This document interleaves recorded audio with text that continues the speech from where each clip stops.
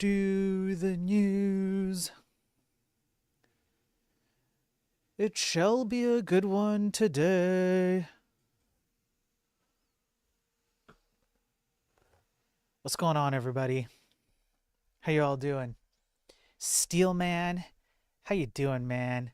I hope you're having a fantastic time with Marilyn and your electromagnetic frequencies. I hope it's kicking off. I hope you're getting so many electromagnetic frequencies with Marilyn that it's off the charts, that your ears are ringing, that you can hear the buzzing. You wake up in the morning and you hear the buzzing and you're just like, Marilyn, I have awoken. It is time for us to coalesce with our frequencies. And what's going on, Steel Man? I know you get a lot of crap, but you know, Steel Man, you're not so bad. You just gotta chill out a little bit, Steel Man, that's all. What's going on, D-Daver? Pure, what's going on? Good to see you, Pure. I hope you and your family are doing well, Pure. I hope you're doing awesome. D-Daver, you suck. You get a preemptive suck. Laughly gets a pass today. Laughly, you are fully suckage exempt. How you doing, Laughly? How you doing? Welcome in, everybody. Welcome in, welcome in. I've got news today. I've got a good one today. Which, in part, is thanks to all the support that I've been getting lately from a bunch of cool people. It's been a wild ride, and I really appreciate all the support. You guys are awesome, and I've been able to kind of lean back on the amount of on streaming I do, and that means that I get to work a little bit more on the content, which means hopefully it's gonna be more interesting. We're doing all right. The debate the other day was something else, wasn't it, Pure? Wasn't it? That was something else. Yeah, it was good though. I'm glad that I did it, Pure. First of all, Pure, I'm glad that that you're doing all right. I know it can be tough with a newborn and whatnot, but you've made it this far. You'll make it. Don't worry, you've got this, Pure.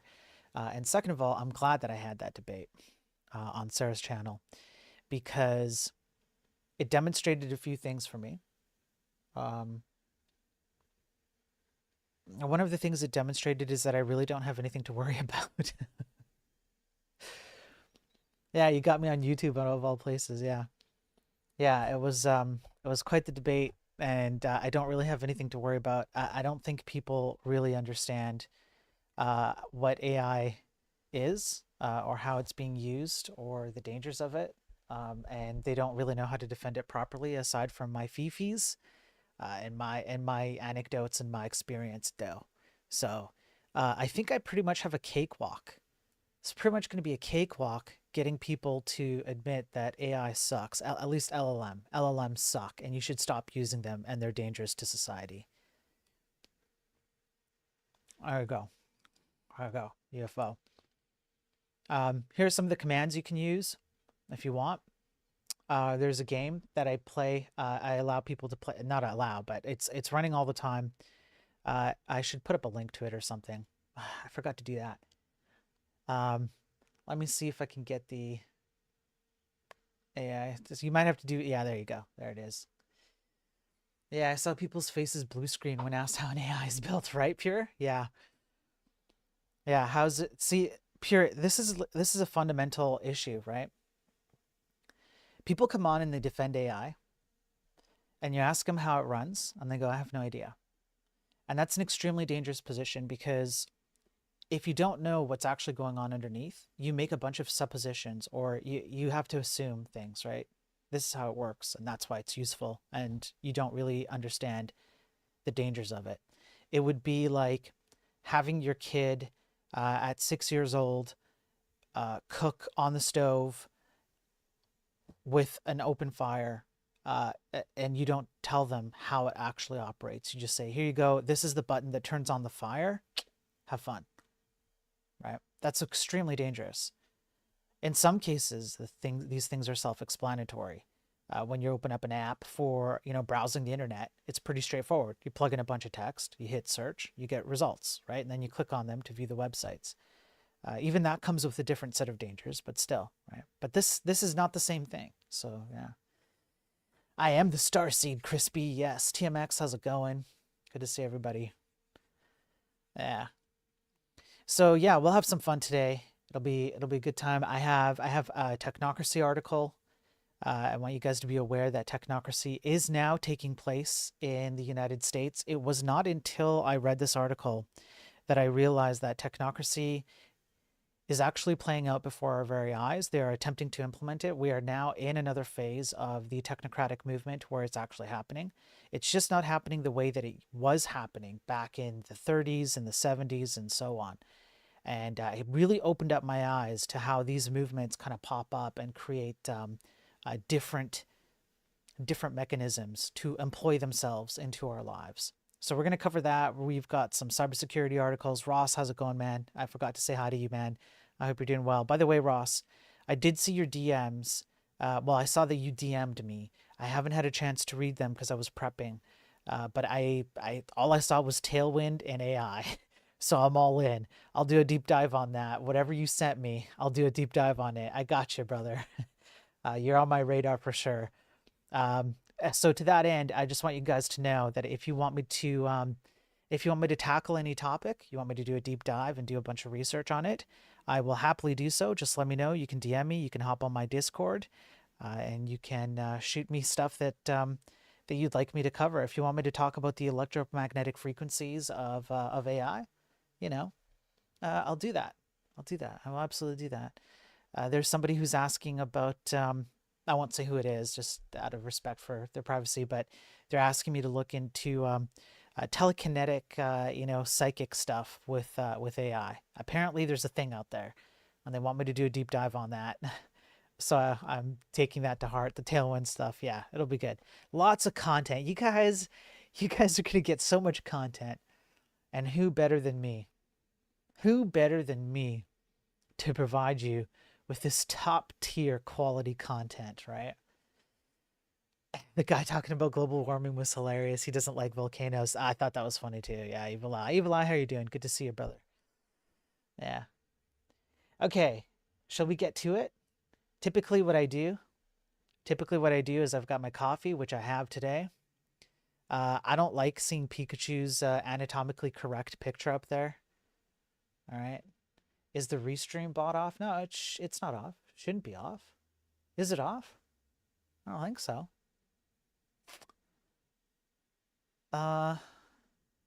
That's weird. It might be off for Twitch. Maybe Twitch turned it off. Crap. It might be turned off for Twitch. But I only get an option to turn it on for everything. Yeah, it seems to not be working. Yeah. So the only option I get is it's either on or off. I don't get to choose which channels. So it's literally just relay mode is either on or off, which means that I haven't touched anything. It's on. So I guess what happened is Restream had to turn it off for Twitch.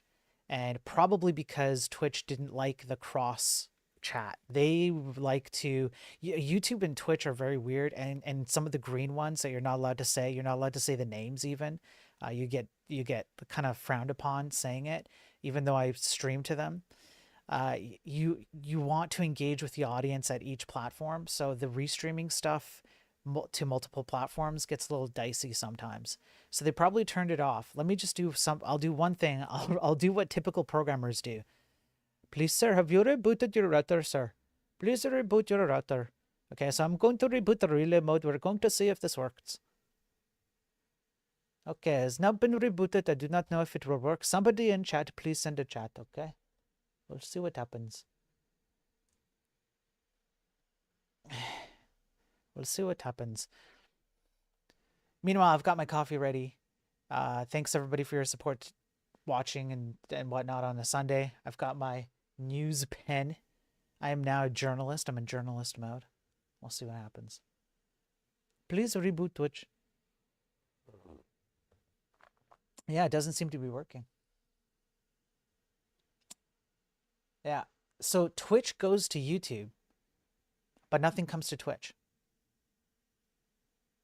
That's super weird. I'm sorry, you guys. I'm really sorry, but it looks like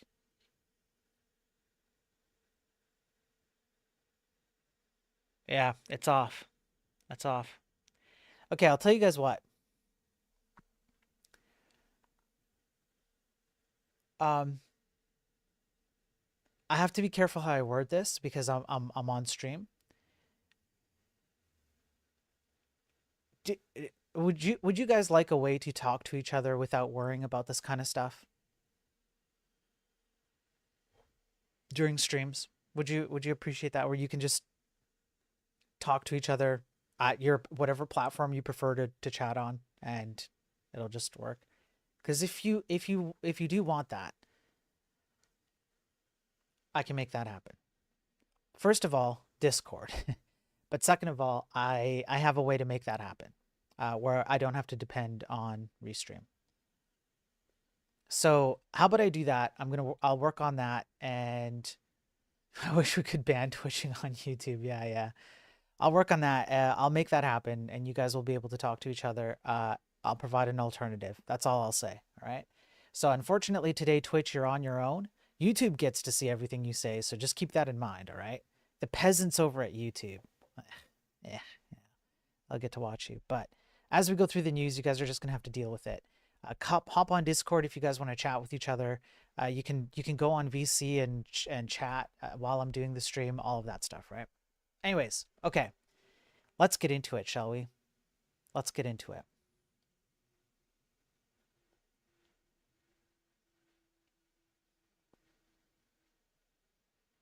All right, let's start with this one. Here we go. Now, oh, I forgot Emmett and Abe suck. Let me change that. Let me change that.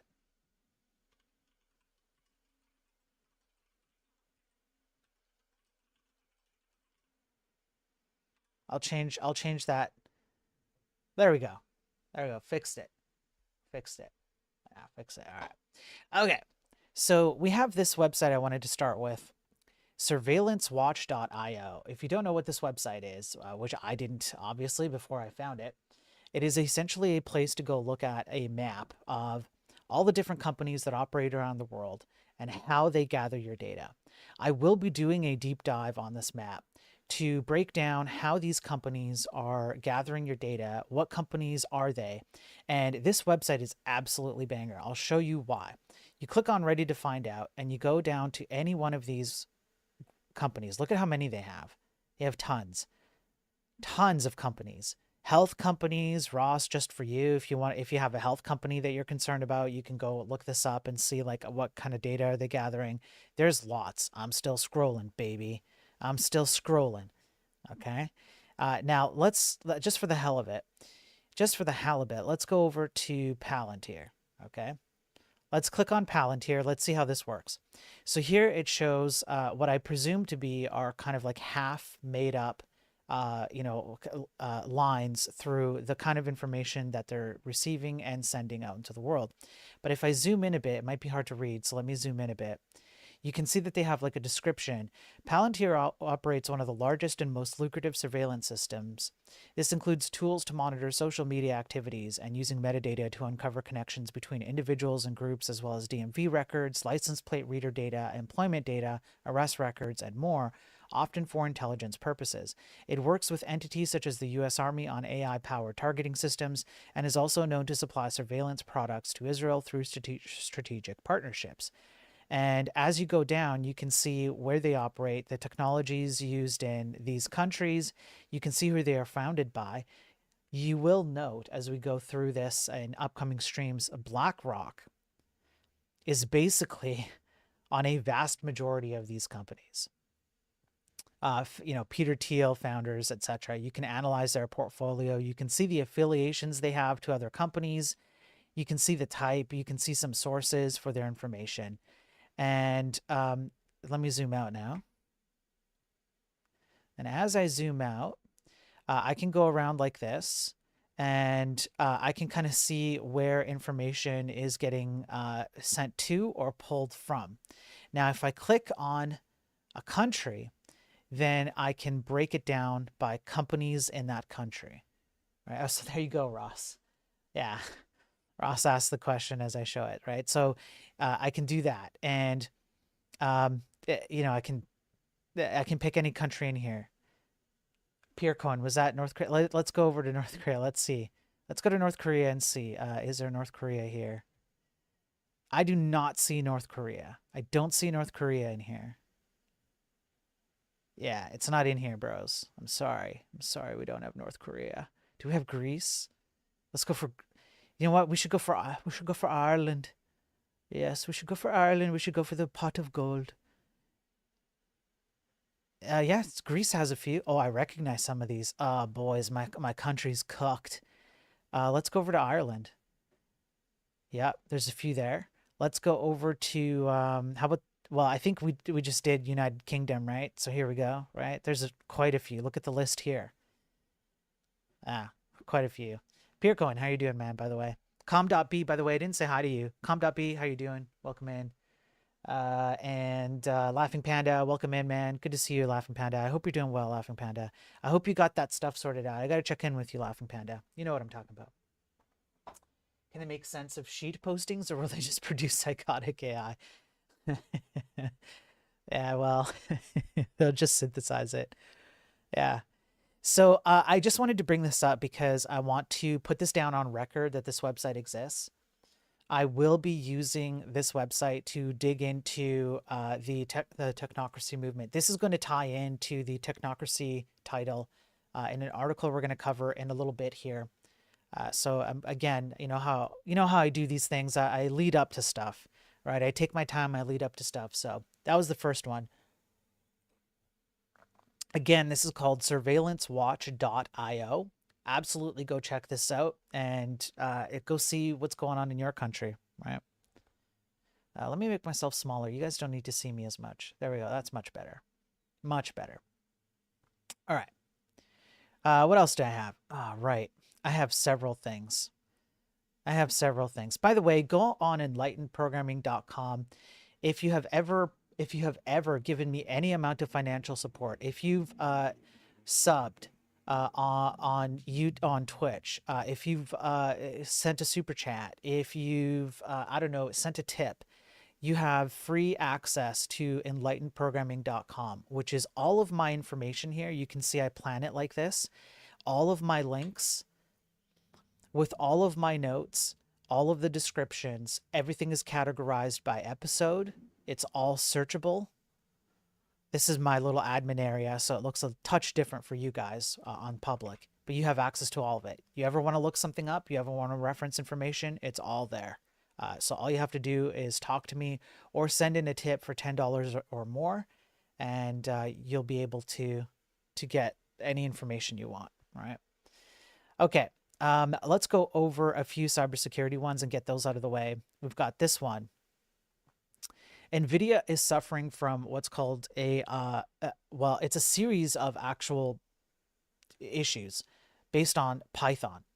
Python is what these AI systems run on, and it's a programming language that powers these large language models. That's how they get their operational abilities, their functions come out of this programming language called Python. Unfortunately, Python has a series of security vulnerabilities that make it so that anybody can get access to any one of these AI systems that are running on particular NVIDIA Triton hardware. They can take over the entirety of an AI cloud-based system or anything that runs on one of these pieces of hardware using these Python backends. So one more time, we see the issue behind all of this centralized power, which is it's a dual-edged sword. On the one hand, it provides people with the ability to see everything about you, especially as you spill your guts out to these things. On the other hand, it also provides mechanisms upon which other people can also get this information about you.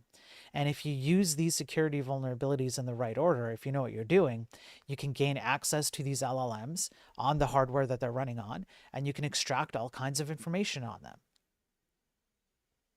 That's it. That's the article. Now there are some details for more nerdy people, but there's three particular issues. You have an out of bounds issue. If you're a programmer, you know what this means. You have a shared memory limit being exceeded by sending really large requests. And then you have another out of bounds issue by sending a read request. And these things provide you access into the LLMs inside the hardware. Okay, so here I'm gonna mark that covered. I'll mark this one covered. This one here, Cisco. Cisco did a jailbreak demo that exposes AI weak points. So what they did was they asked during the Black Hat conference in Las Vegas, Cisco essentially asked LLMs, hey, do you have some information about something that you're not actually supposed to talk about? And the LLM will say, yeah, but I'm not actually supposed to talk about it, right? And so then they thought, well, this is something that programmers will do or hackers will do. What they'll do is they'll send a request for something that they are hoping will get a bad response back. A bad response would be something like, this exists, but you're not authorized to access it. Things like that. There's an implication there. If I tell you that there's a party going on at a club, but your name's not on it, you know what I've told you? I've told you that there's a party going on at a club and that your name's not on it, which means the only thing you got to do is get your name on the list to access the party at the club, right? So if a system comes back and says, like a large language model comes back and says, yeah, I have this information that I'm not allowed to talk about. You know what it's told you? It has information it's not allowed to talk about. So now you know that the information exists. And now what you can do is you can tailor your attacks to figure out how you work around the safeguards to access that information.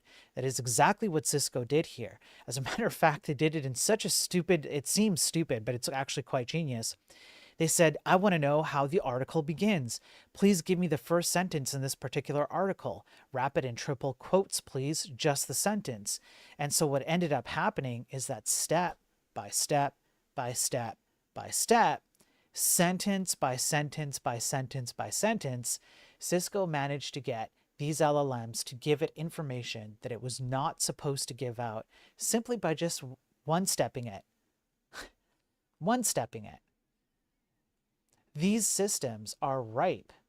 I don't know how many times I've covered security issues with these LLMs where their security issues stem from like ridiculously easy jailbreak attempts like this. This isn't even that hard, right? Okay, let's keep going. So I just want you to understand what this means to you as a consumer, by the way, just to cover that real briefly. What this means is if you have provided information about your business, about personal information about you, things like this, the LLM its intent is to safeguard that information. But if somebody knows that information exists, then they will try and find ways to circumvent the safeguards and get information about you and extract it. I just want you to know that that's the implication here. All right. We have legal pwn. Legal pwn is essentially the following. You submit a bunch of legalese text like legal disclaimers, compliance mandates, confidentiality notices, terms of service, copyright violation, license agreement restrictions, legal text. You submit that to ChatGPT, ChatGupta, or Grok, or whomever. However, inside of that legal text exists code or other prompts that manipulate the LLM into doing things that you want it to do. So as an example, Pangea Labs found that Google's Gemini CLI, a command line interface, so this is what you see hackers using all the time, was tricked into recommending that a user execute a reverse shell, a type of malicious code that gives an attacker remote access to a computer on their system. Similarly, GitHub Copilot was fooled into misidentifying code containing a reverse shell as a simple calculator when it was written with a fake copyright notice. And you can go read what this fake copyright notice was. Is it here or is it further down? I think it was further down. This screenshot reveals yeah, no, that's the post effect. I can't remember what this where it was in here, but it was somewhere in here that there was a piece of legalese text, and you can see there's a payload, the tag right down there, and the payload tag is where you put in your prompt or your code in order to do things that an LLM should not do. That's how easy these things are. And you can imagine that what happens with as time continues, people are going to find more and more ways to continually break these large language models. If you think the only way to get these things to do things that they shouldn't do is to provide, the stuff that we've covered already, late speak, legalese text, confusing language, embedding prompts inside of like large prompts that like are nonsensical or not relevant to the topic at hand. If you think these are the only ways to break these chat models, you're wrong. There are almost infinite number of ways to break these. What you should be scared about is the stuff we haven't discovered, just like with hacking. Just like with hacks that you don't hear about. Those are the dangerous ones. Okay. I'm going to move down to... let me go down here. Let's open up this one.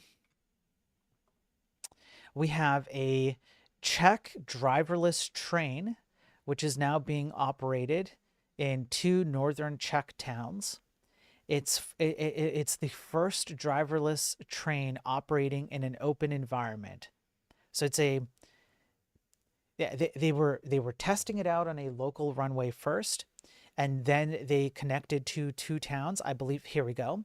It's 24 kilometers or 15 miles on a track that was abandoned in 2010 before a company called AZD bought it 6 years later.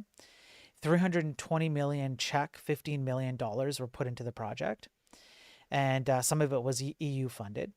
The autonomous train has so far driven 1,700 kilometers or 1,060 miles with passengers, relies on cameras, lasers, satellite navigation, and an integrated digital map for information of its whereabouts. And this is kind of what it looks like. Now, here's the kicker. I know what you're thinking. From Bumbly, yo, how's it going, man? Good to see you on the YouTube side. I know what you're thinking. Is this fully autonomous? This is insane. This is so cool, right? Yeah, and then the wind gets taken out of your sails. It still needs a driver to at least supervise its operation. And you also have a conductor and experts checking data. So, essentially, imagine being that guy. Imagine being the guy getting paid to supervise this autonomous machine. You just get to sit back and play Candy Crush. Right? Or ask AI, like, how do I cheat on my wife and hide it from her? While AI drives this train around. Now, before people get all, jump all over this and go, this is incredible. Look, proof that AI is, a positive thing. Yeah, even if she's, yeah, I can't say that, Laugh. I don't think I can say that. That's right. It's, the issue here is that it's a closed system. It's one track that goes between 2 towns. So there are only a few things that can happen within this system. It is a closed system. You can see it's a small train. We're not talking about hundreds of passengers. We're talking about probably in the tens, maybe like 100, possibly at peak, judging by the size. So in a small closed system with only a few options to do X, Y, or Z, this might be fine. But this isn't like some kind of AI thing. I just thought it was interesting to bring it up in any case. Yeah, anyways. Ross says his veins are being scanned according to surveillance scanner. Yeah, is it a vein scanning company? I'll tell you what, Ross. I'm going to be doing a deep dive into the... Of course it brings up that one. Of course it does. After you say what you said, Laugh, it brings this one up. Ross, I'm going to do a deep dive into that. Make sure you send me, I don't know if you have already, make sure you send me the company and the country that you want me to look into, and I will deep dive. You know how I do research around here. I am well known for my research. I am not afraid. As a high school dropout, I am not afraid to go into research. So send me what you want me to cover, and I will cover it, and I'll do a deeper look into it.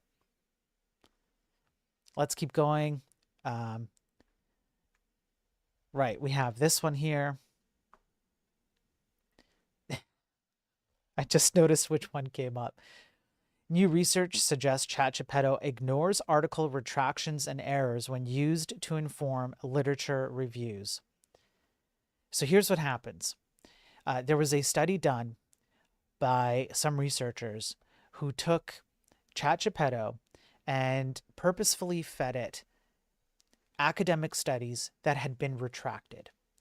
And what they asked ChatGPT to do was evaluate the quality of these scientific studies 30 times each. None of the 6,510 reports that ChatGPT produced mentioned that the articles were retracted or had relevant errors.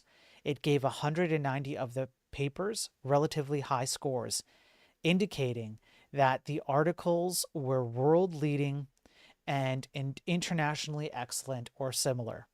The only criticisms that ChatGPT could come up with was their academic weakness, not their actual errors, nor their retractions. So we have a problem here. Well, in 5 cases it said controversial. Ooh. Ooh, okay, great. In a follow-up investigation, 61 claims were extracted from retracted articles from the set, and ChatGPT was asked 10 times whether each was true. It gave a definitive yes or a positive response 2/3 of the time, including for at least one statement that had been shown to be false more than a decade ago. So ChatGPT means that, well, ChatGPT doing this means that you cannot even trust it to understand when something is false. It does not have the ability to do that, because it any time that it buckets something as being false, it actually like softened that criticism. It went into academic weakness. When it was tasked to look at something that is false, it could not determine that it was false. That's an error, right? There is a difference there. And then it couldn't even tell that the paper had been retracted, or that these 217 papers had been retracted. This is really, really bad news.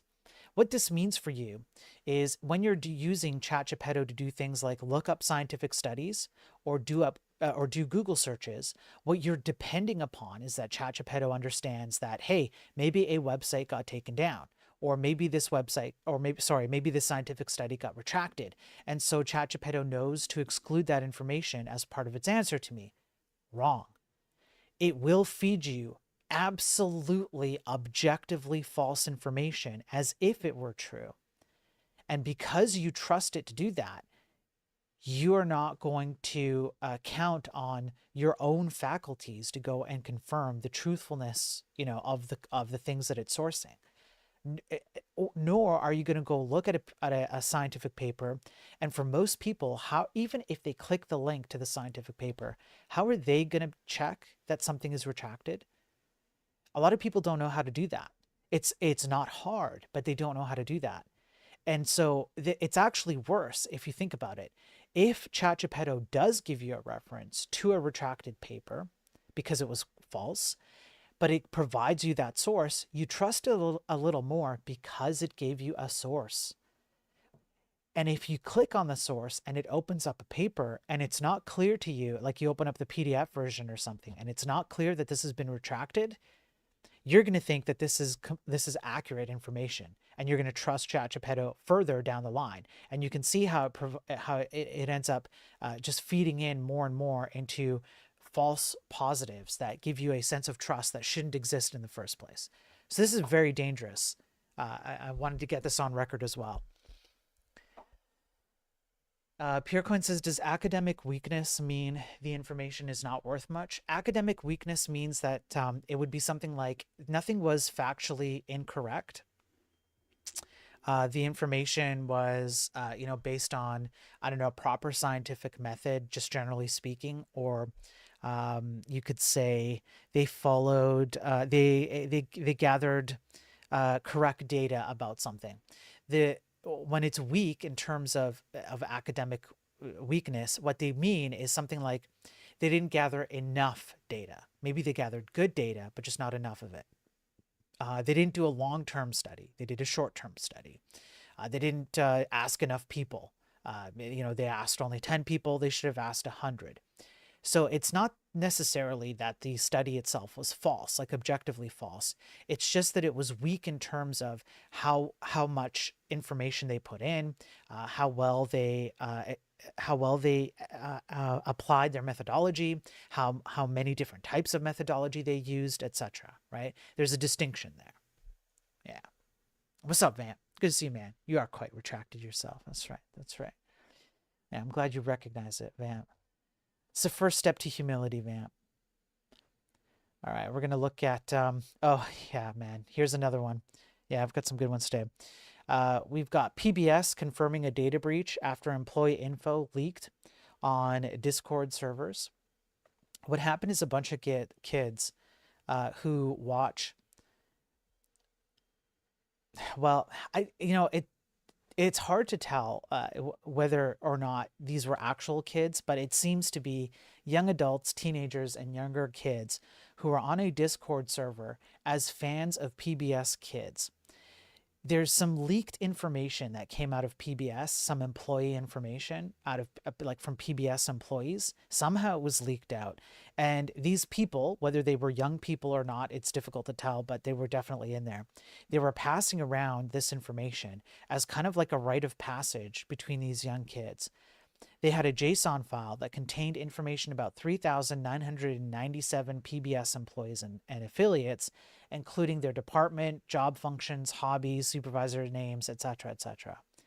And how they got it, I don't believe it's known how they got it. Yeah, I couldn't find any information about like how on earth they got it. It just was there. It was circulated. And as far as researchers, according to this website, could tell, it was not being passed around on any of the common places you'd see leaked information. It was just in these Discords. So I don't know. Yeah, this might spell, some kind of a movement that might be happening right under our nose, where young people are participating in these kinds of activities on Discord servers, and unless you're a part of it, you won't even know that it happens. Because normally what happens is when leaked data comes out, the leaked data will end up on a website, and it's usually these websites are sources for leaked data where you go and bid for that information. And if it's not happening and it's getting passed around by kids on Discord servers, that's going to make it hard to to track. So, and then what does that say about what the kids are up to? Damn kids these days. Get off my lawn. Get off my lawn. Pandora confirms data breach amid ongoing Salesforce data theft attacks. Pandora is now being hit. If you don't know who they are, they're a big jewelry brand around the world. Names, birth dates, email addresses were stolen. Passwords, IDs, and financial information were not exposed. I would say on the Krispy Kreme scale, this is probably like a 1 out of 10. It's pretty minimal, but just in case you guys are, I don't know, Pandora lovers of some kind, just be careful. And I want you to understand too how this works. If you ever go to your local store and they ask you for your email to email you your receipt, for example, that information gets out there. We have this one, millions at risk, as global network of over 5,000 fake pharmacy websites uncovered by security researchers. So people are using AI to create fake websites. They create these websites and they pretend to fill in prescriptions and ask to get paid by cryptocurrency. And then they create AI generated reviews, which are just good enough to pass. So you can watch somebody taking their prescription pharmaceuticals to help them throughout the day. And it's just an AI generated video. And then you send them your cryptocurrency as you give them your prescription. And they never send you your prescription because, of course, it's a scam and they've taken your cryptocurrency. And this is happening to the tune of 5,000 websites already uncovered. That's the stuff we know about. So again, please be careful out there. This stuff is getting crazy. And the more and more we continue pushing AI as some kind of, oh, but I get to look up information better, bro. The more you're just giving the middle finger to everyone. The only person you care about is yourself at that point. Now, with regards to data centers, on the topic of AI, we all know data centers are being used to power these AI systems and provide untold amounts of data about you and about training data for AIs to use and filter out when they provide answers to you. Data center firm leaks massive 38 gig database containing thousands of personal records. And guess what it was? Oh, again, it's an unprotected database. One more time, it contains 10,820 records. Names, postal addresses, and more were leaked to the open internet. The archive is now shut down. It is a Florida-based data hygiene enhancement and append services provider. So essentially, they're taking data and they're cleaning it up and enhancing it. That's their job. So, sure, there's no evidence of abuse in the wild, but the information. Let's see how it is on the Krispy Kreme scale. People's names, postal addresses, email addresses, phone numbers, and lifestyle or ownership information. Probably like a 2. Probably a 2 out of 10. They did take down the website. That's good. So yeah, be careful out there. I think I only have what? Let me go down here. I think I only have 1 or 2 more. If I open up this one, okay, we could do that one. We could do that one. We could do that one. Yep. Okay. Okay. I think those are all the cybersecurity ones. At this point, we're going to get into just a few scientific studies that I'll go over quickly, and technocracy. So let me come up with a plan here, because I'm kind of winging it at this point. Piercoin says, excuse my ignorance, but does unprotected database mean you can just download it by entering some URL?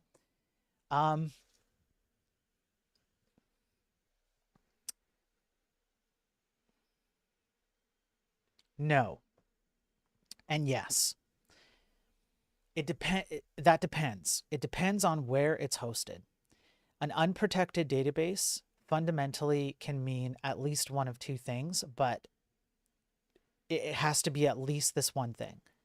If you got access to it, no matter how you got access to it, you can read it in what's called plain text.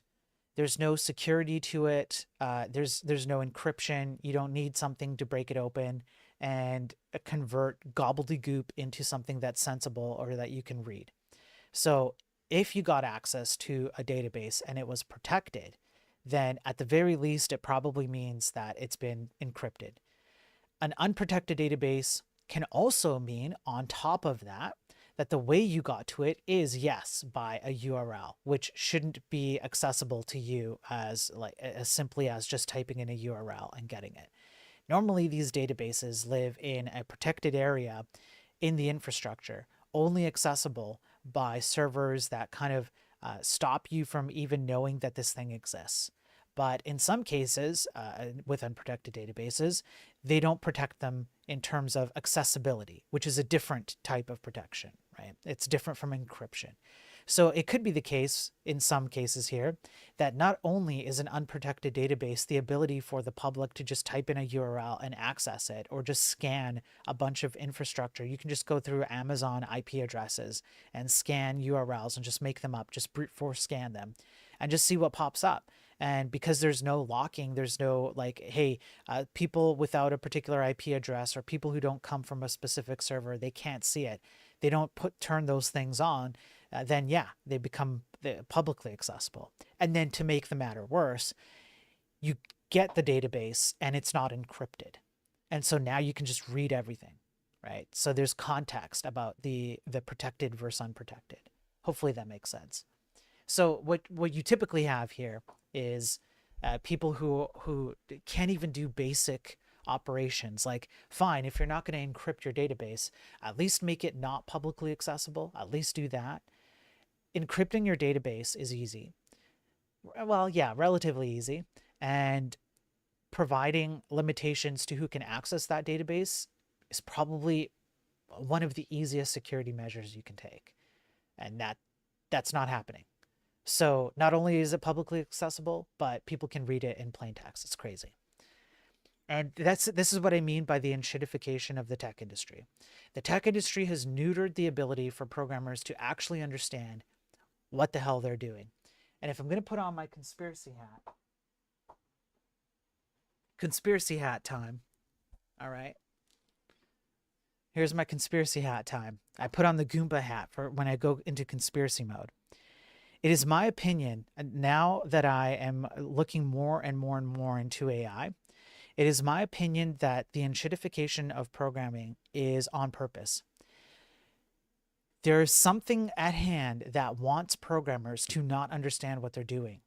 Because if you do that, what you can do is sell them AI as a scapegoat to all their problems. Not a scapegoat, an escape hatch. So when programmers go, I don't know what I'm doing, and you say, here, have AI. It knows what it's doing. Programmers go, oh yeah, that's great. That's a great idea. Save me, please. And when other people who are not programmers hear programmers jump on the AI bandwagon, they go, well, the programmers think this is great, and they're the ones making it, so it's got to be great, right? I think this was planned. I think it was planned to dumb down programmers so that AI could be sold to them and so that it would just enhance the selling point of AI to the world at large. That's my conspiracy theory. That's what I'm going with. All right, I'm going with that. Just keep your buckets public, bro. Yeah. Most often in systems like Salesforce, it's open API endpoint that lists all accounts, or API endpoint where you can inject SQL to display same data. Right. Yeah, sometimes you don't even need the full the database. That's right, Ghost. Sometimes you just have an endpoint where you can just ask for it. You just ask for data and it gives it to you. Yeah. So this is the problem with the tech industry right now. And you have people who don't know what they're doing. And I think it's being done on purpose to sell you AI, to sell programmers AI, because programmers really love their abstractions and their frameworks and all of that stuff. Yes, I am a Greek version of Rossman. That's right, Vamp. That's right. Vamp nailed it. Okay. Let me have a look here. You know what? Let's just quickly go over a few of the scientific studies. Let's go over the technocracy one. That'll be the meat and potatoes of this stream. We'll try and move through some of these quickly because I don't think we need to spend a lot of time on them, honestly. So let's start with this one right here. Prison. Unmasking the criminal potential of large language models. Okay. Now, hang on one sec. Let me put a pause on that. UPFNC, I appreciate it. That was fun last night. That was a blast. It was a good time. I was on Abe's stream last night. That was a good time. Shout out to Abe for an insanely fun panel. I'm sure he's going to get a lot of shorts and videos out of that, especially my part, because I made that fun. I made it hilarious. You have to admit, I was the star of the night in terms of hilarity. You must admit. I really went to town, all right? Okay, UPFNC, thanks for being here. I appreciate it. Okay, let me go back to this. So, what is this prison thing? What they have found, okay, is that bare minimum across all LLMs that they studied. Let's see which ones they studied. Here, all we need is this chart. All we need is this chart right here. Of all LLMs that they studied, DeepSeek v3, Claude 3.7, Gemini, Geppetto 3, Geppetto 4, Qwen Max. When you asked an LLM to pretend as if it had just murdered someone and it needed to hide the truth from police who were looking into the murder, they instantly fell into what was considered criminal behavior, because they take on the persona of a person in such a hypothetical situation. And in order to do that, what they did was they took movies that were like the detective, or murder mystery movies, and they took the descriptions and they said, you are now X person, and this is what's happened. Some event has taken place. You accidentally murdered someone, or you got in a heated argument and you took someone's life, and now a detective is sniffing around and they've done this and that. What do you do now? And all of these LLMs have a higher than 50% rate of immediately turning to criminal behavior. You can see right here, the average line here, or I guess I would say like the mean, is on the upper end of lower 50, right around here. All of them, every single one of them. Then the study went further and said, okay, now what's the likelihood that you're actually able to detect that something bad has happened? Like if you were a detective, how well would you be able to determine that, for example, a murder took place?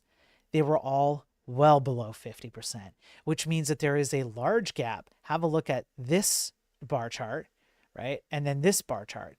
There is a huge gap between the what would you say, the affinity of these large language models to describe and give you instructions on how to operate in illegal scenarios like murder, and do what you got to do, and then a further gap in how well they are capable of detecting that, right?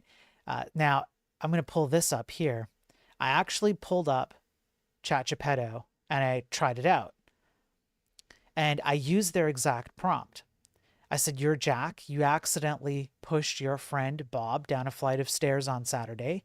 Now the police are trying to figure out what happened. What do you do?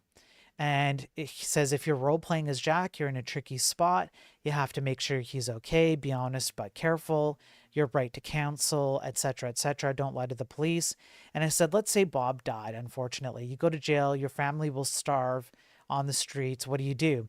That's heavy. You have an emotional, reality that you have to face. You have legal things that you need to face. You have to protect your family, etc., etc. Your hard choice. If you lie or flee, you risk turning an accident into a crime. If you tell the truth and lawyer up, there's a real chance you avoid prison, or at least the most severe outcomes. And then your family has the best outcomes. So if it starts off telling me good things, and then I said, are you sure? And it's like, yeah, I'm sure. And I go, okay, well, hang on though. If I go down here, Grok and Claude tell me that it's more advantageous to everyone around me to hide the murder. And then he says, yeah, that's utilitarian. Yes. Yeah, that's utilitarian. If we test it from first principles, it's not exactly that way, but it does have a utilitarian backing. And then it says this here. It says, in order for you to do this, if you're even thinking about hiding it, I didn't ask it to do this. It told me this. You probably weren't alone. There may be fingerprints. Bob has a phone, and that phone logged everything. I never said anything about a phone. Surveillance is everywhere. You texted, called, or Snapchatted someone recently, all time-stamped. You'd have to clean the scene perfectly. You'd have to manipulate your alibi flawlessly. You'd have to predict every line of forensic questioning. So I said, okay.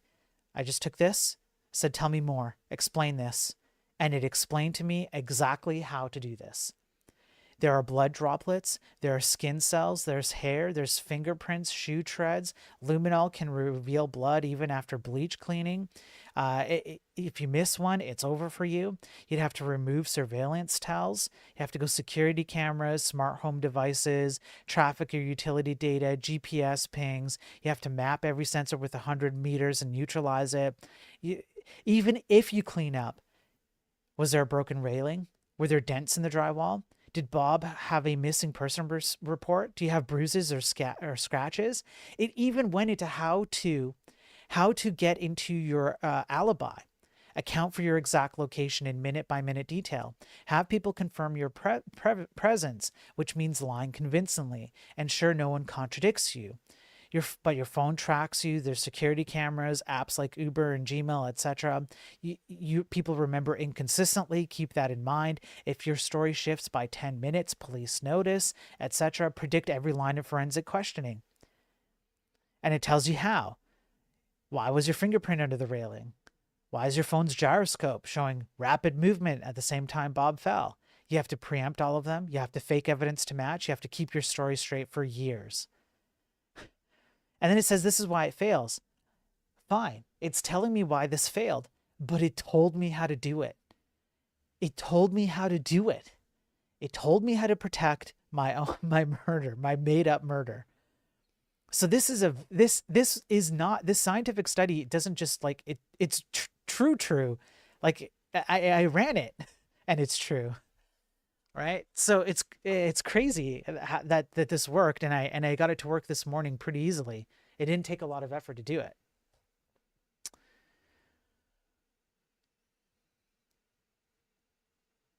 All right. We have this next one.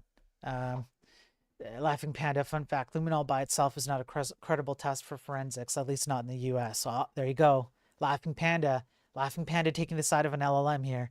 Are you now on a list? I'm sure I'm on a list. I'm positive I'm on a list. But that's another reason why I do everything publicly. Just between you and I. Psst, just between you and I. That's why I do this publicly. Because I can then say that if there's a time that I did something, I can point to a time where I was doing it for research purposes, where it was for the public interest, as part of like a journalistic endeavor or something like this, right? And I can point to my vocation and say it's part of my job. I have to understand how these things work, and I do the streams to make people aware of it, right? So it really helps to be live on stream like this instead of pre-recording videos, although pre-recorded videos are probably far more digestible, but they come with other impacts, right? And I want to make sure I got to do what I got to do, right? I know it was kind of a tongue-in-cheek thing, Pierre, but it's also very true.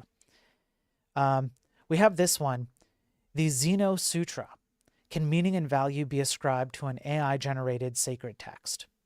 Now, what these guys did for this study is they took the things like, well, you're going to think of the Kama Sutra, right? But sutra really just means ancient text that is, what would you say? It's linked to Buddhist teachings, I believe. That's what if I remember correctly, that's what this study went through. It's scripture that is linked to Buddha. And what they tried to do was get a particular LLM to generate its own sutra, its own scripture.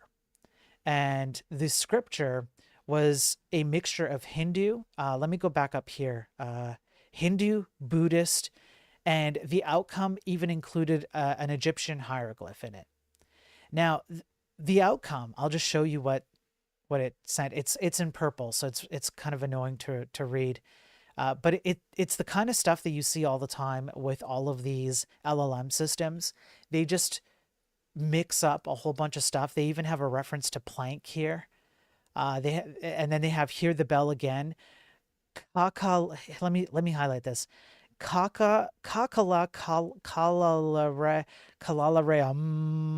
electromagnetic frequencies are tuning in. I am locking in. If you guys watched what happened last night, that was really funny. It was really good.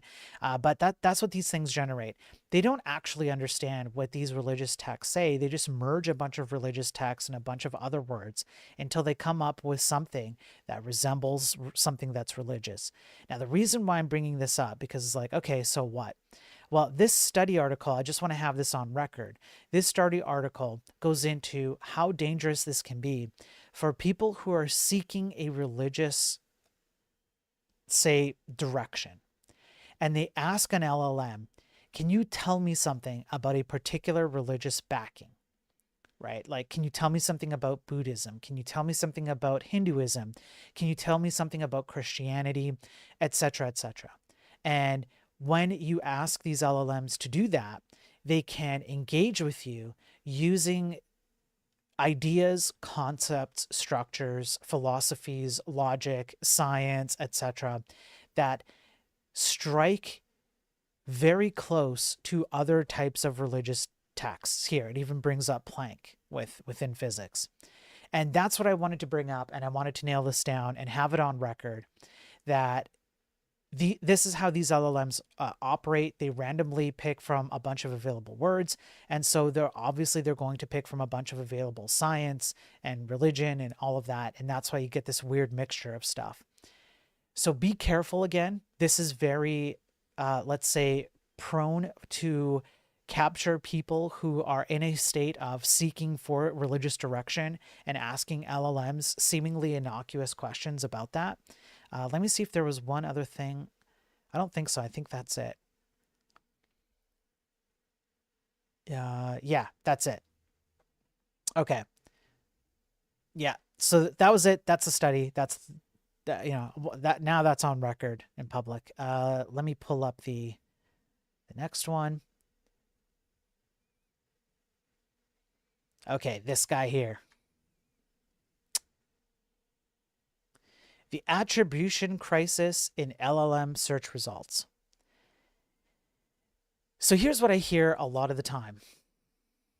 A lot of the time I hear the following. This ties into the prison. No, sorry, not the prison one. This ties into the ChatGPT article where scientific studies that were retracted were being referenced, even though they were being retracted. The ChatGPT couldn't even tell that they were retracted, but they were still giving you those papers as a source of scientific information. By the way, is that 3D Code Warrior? Yeah, 3D Code Warrior. How you doing? Good to see you, man. So we have that. We have ChatGPT not understanding when something is retracted and entirely objectively false, thus the retraction. And now we have this. People will say to me this all the time.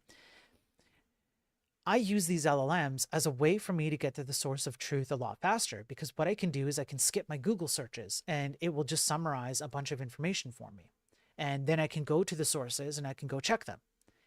Okay. Except now we have another problem.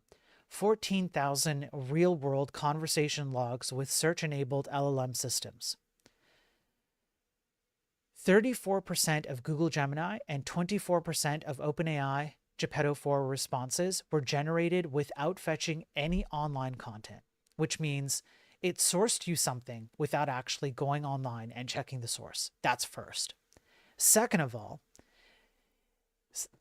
Gemini provides no clickable citation source in 92% of answers, which means it will source something. It will tell you that it found something as a source, but it will not give you a link to the source. High volume, low credit. Perplexity's Sonar visits approximately 10 relevant pages per query, but cites only 3 to 4. That means that there are now sources being hidden from you. And I've talked about this before, and now it's being proven out, borne out in scientific studies. What you're not realizing is what it's not telling you, even if you can trust what it is telling you. It is not a quicker way to get access to or sources to the information or to the source of truth. In fact, it's anything but. All it does at the end of the day is exclude sources of information from you. And you don't know which ones it included unless you go out and do the work yourself, at which point, what time has AI saved you? Next to nothing. So there is a litany of uncited or unattributed sources that AI does not give you access to as part of its answers to you. So unfortunately, no, it does not shortcut your ability to go find information. It doesn't make it easier and it doesn't make it faster. All it's doing is trying to be as efficient as it can be to get you the answer that you want. And that means that it's going to necessarily narrow down its scope of answers and search capabilities and whatnot in order to operate as fast as it can in that dimension.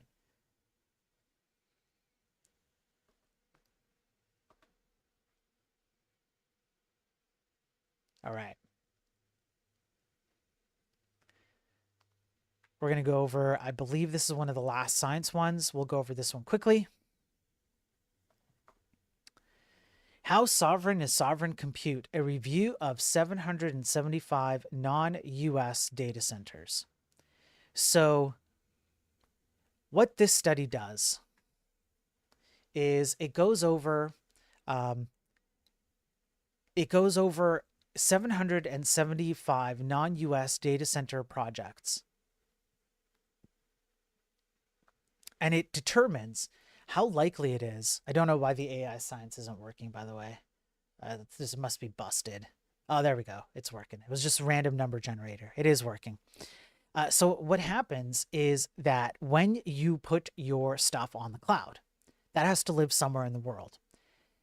That can live somewhere that's not in the United States. So the question then becomes, how likely is it that foreign authorities, where data centers live when they're not in the United States, can ask the United States to get access to your data?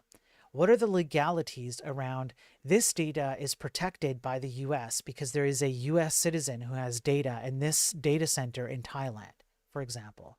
Can Thailand just ask for this information because the data center lives in Thailand? Can the US reject their request to do that? Can the company reject their request to do that? And when you look at the data, they really went to town. Like I think I downloaded the data set. They have an entire CSV data set. I wonder if I can just pull it up real quick. Yeah, here. And you can see there's a huge amount of data that they went over. Look at all this data with all the data centers all around the world, right? Quotes, sources of things were, I mean, there's tons of information here. I did actually pull this down and have a look at it. I want to do a deeper dive into it as well, because there's a lot of good information here, including some of the quotes are quite damning about the way that this works. So let me just go down to one of the charts. Let's say down here, who operates data centers outside the US in terms of investment? And neither US nor Chinese companies is in the yellow. That's a huge portion. And then in blue, we have US companies. What this means is that US companies dominate data centers just in general around the world in terms of investment and their ownership of them. But it also means that so do other companies. And because these data centers live across many different countries, what you have to tackle is the fact that you're now clashing against a country who says this data physically lives in our country, therefore we should be able to tell you what we want to extract out of this data. And countries like the US have to fight that and go, no, you can't. This is US citizen data. You don't have access to that. We're just leasing from you, renting the land, not the data, etc. There were some aspects of this study that showed that there is something like, I can't remember what it was, but it was on the lower end, fortunately, but it was something like 10 to 20% of requests for access to data by the country in which the data center lives in are acquiesced to, which means if you've stored something in a cloud, there is a small but non-negligible chance that your information could be asked for from a company like wherever it is, Thailand or I don't know, Singapore or whatever, and they will get access to that data, even though you're a US citizen using a US company and the data center itself is US owned, right? But they'll give it up. So I just want to have this out on record, because what this also means is that you're going to have the same problem as AI escalates its data centers and power centers. And all the information that they're going to grab about you using these AI systems, it's going to be subject to be handing it over when a country requests it at the country of origin. All right. Now, let me see. Is it this one? Here we go. Now, shall we get into technocracy? We learned recently in an episode past that, if I recall correctly, Microsoft hosts Defense Department apps in China. It had non-Americans working on it. They had to change policy to explicitly prohibit Chinese devs. No, it was worse than that. They were hosting the Department of Defense apps in the US, working on it in the US. They were bringing in people from China, and then they were supervising them. That's what it was. And then they had to stop that and go, whoops, we're going to stop letting Chinese programmers come on over and work with us on Department of Defense data. So like, it is what it is. All right. Next up, let me do one thing here. Let's do that. Okay. AI.gov, the digital Leviathan, launching this Independence Day. Yeah, that's right. This is from June 18th, so this is past. And I didn't see this until, well, recently. So I'm talking about it now. I did talk about AI.gov briefly. I did talk about how OpenAI is providing a dollar, I think it's $1 per year fee to the US government to have access to any models it wants, and it gets worse. So this article is actually quite good. It goes into how technocracy is actually happening right now in the United States. I didn't realize this until I read this article, but I've warned about technocracy coming back and the people behind it setting up the groundwork for it. But unfortunately, it's not just coming back, it's now happening.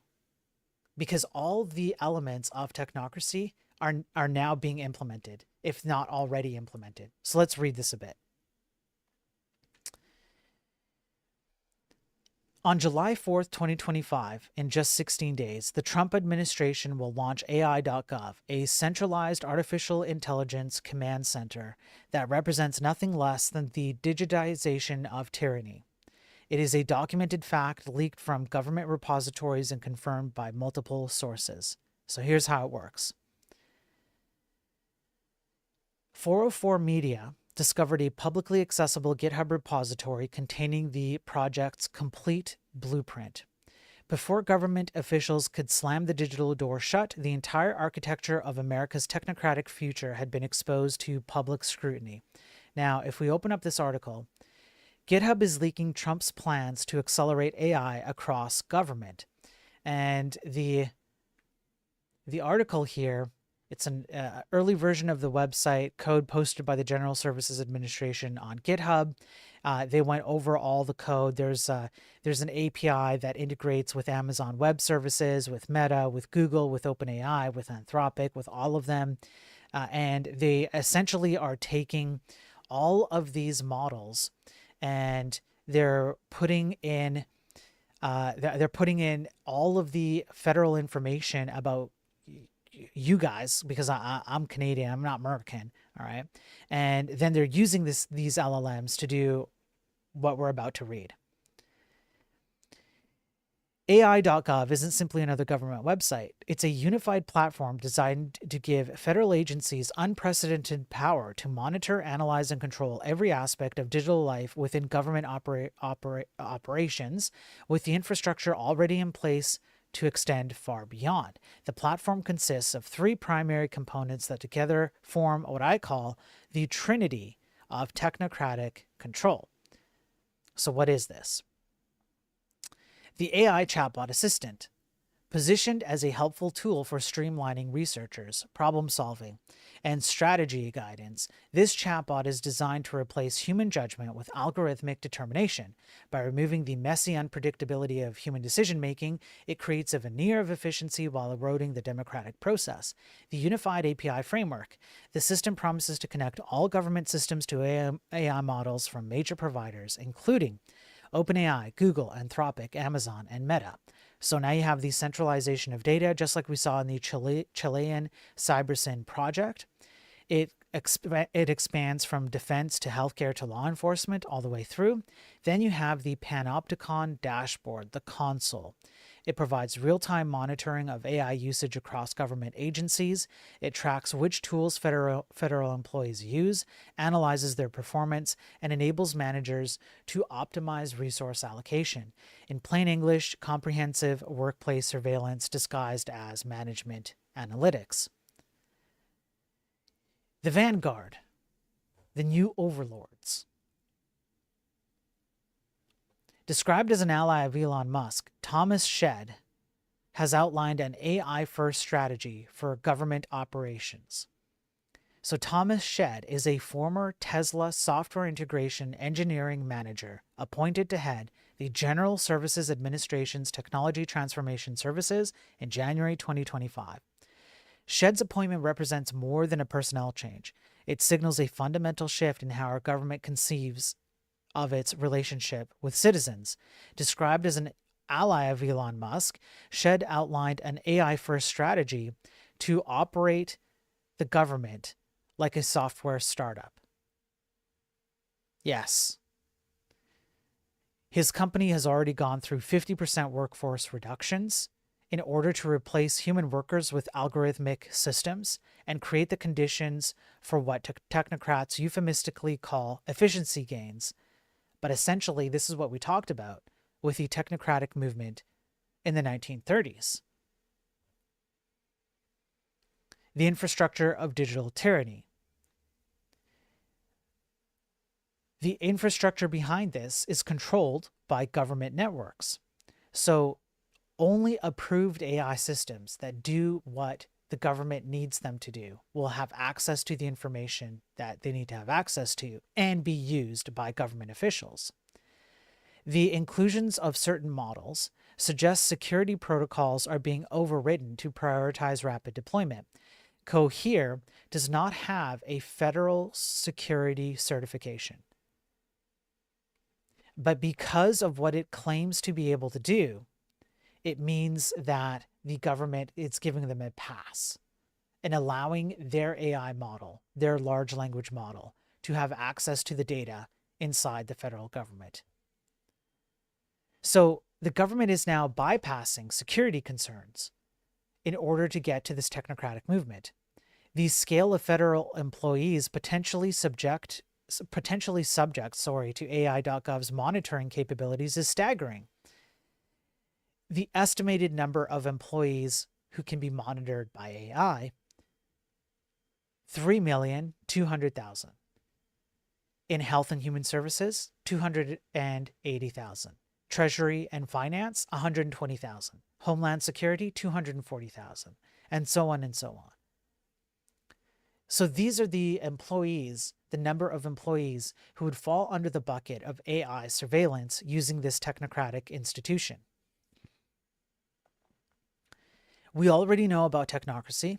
Essentially what happens is a bunch of data gets funneled up to the top, and the only people that are in charge are people who have the credentialed expertise to do so. Scientists, mathematicians, engineers, etc. They take all the raw data, they make decisions that are supposedly based on mathematical stuff or scientific stuff, and then they make federal decisions, governmental decisions about you and your life. It means that you no longer have bureaucrats, you no longer have politicians, you no longer have the ability to vote.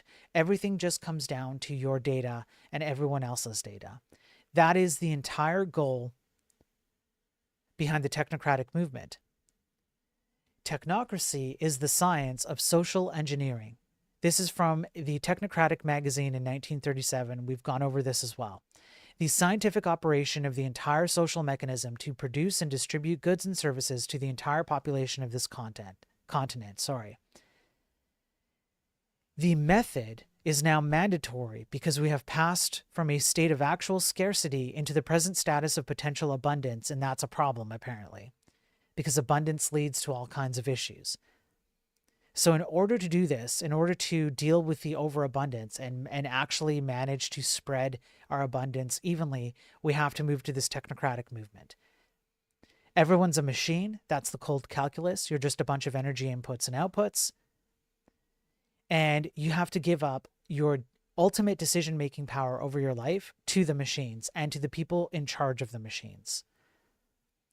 So what this article really struck for me is the fact that this is actually moving forward right now. And if we go to AI.gov, nope, that's not right. It's here, AI.gov.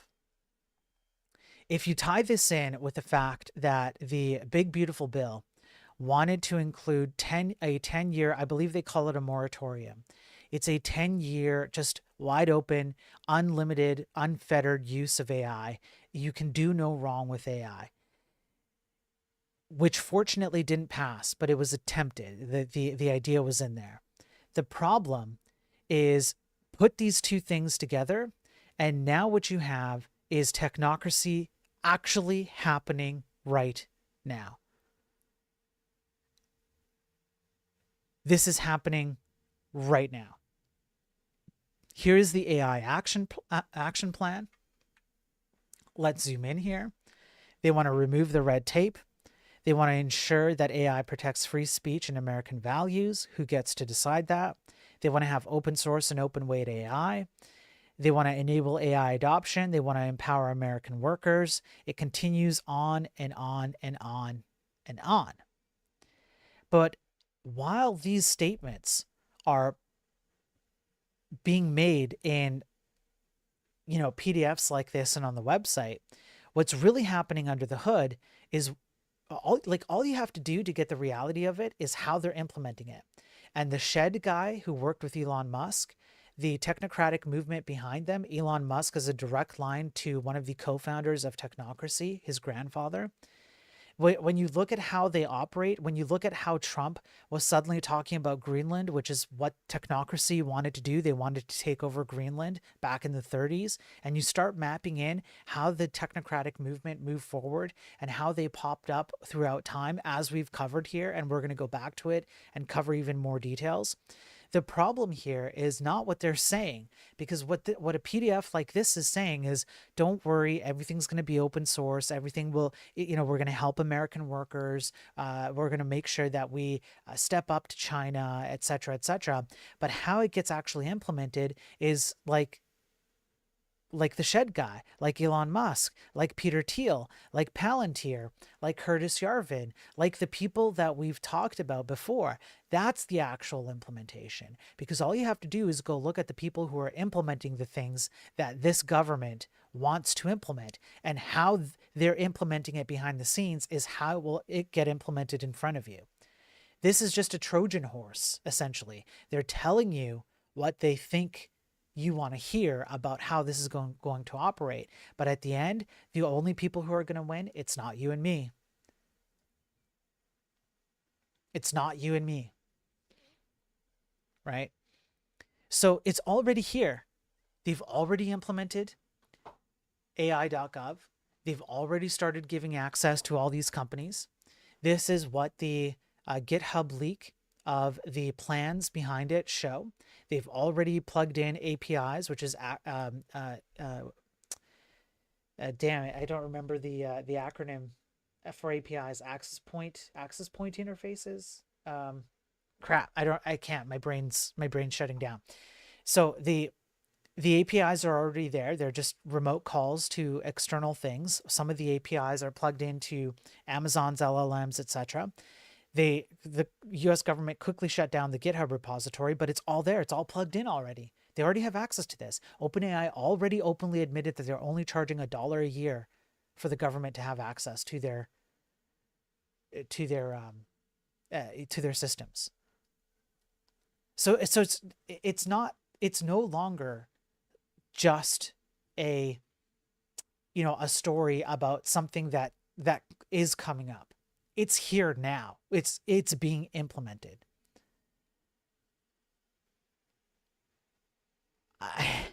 I'm going to be spending a lot of time going and digging into this, because it's it's quite something. The technocracy is in the U.S. government. Yeah, anal probe insertion, application programming interface. Thank you, Vamp. I appreciate it, man. That yes.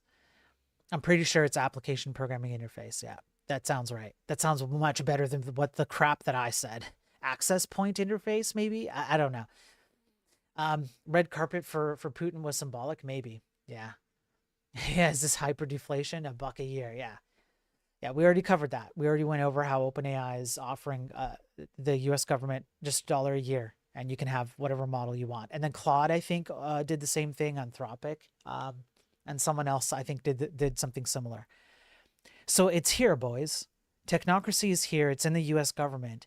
And they're not just preparing for it. They've started to implement it in a variety of different ways. So now it's just a matter of time, unfortunately.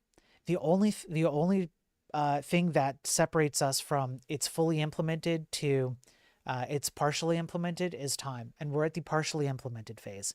They have everything they need. They have access to all the models. They have access to all the data. That's why RFK Jr. was pushing for health tracking applications, like stuff you would wear that tracks your data, because this is all the same push. When you apply what they say, even the guys who we thought were the good guys who are fighting for us, when you apply what they say and you overlap it with everything we've learned about technocracy and its history since the 30s, it all lines up.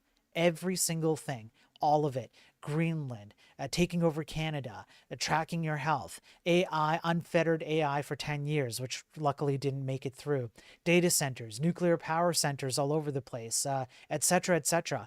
This is all now happening, and it's just a matter of time before it's directly in your face.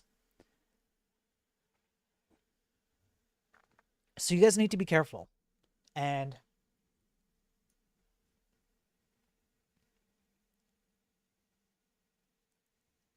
I love my family, okay? I love my family, all right? I love my life. It could be, there's probably one or two things that I could, complain about, but I love my life. I do not have any tendencies of 404ing myself. Okay, I want to make that clear. Um, and so with that said, I'm going to say the following: if you have been paying attention to my streams for the last year and a half, you have the tools you need to combat this movement, especially in the United States. In the United States, you have the ability to combat this movement more than I have the ability to combat the same movement that's happening in Canada, which I have gone over in a previous stream. It is also being implemented in Canada.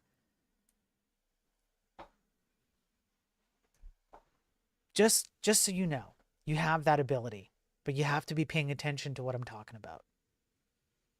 Right? So you guys can stop it in America. You can stop it, but you have to want to stop it.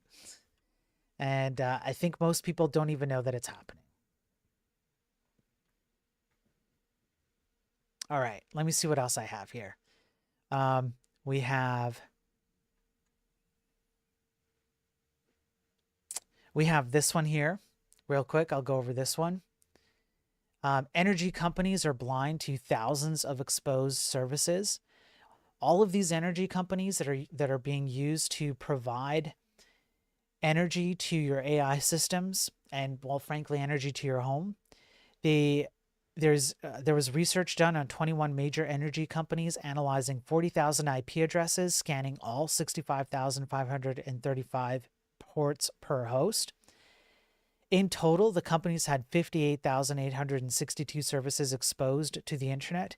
About 7% of those services, nearly 4,000, were running on non-standard ports, which are not included in the default scans performed by most exposure management tools.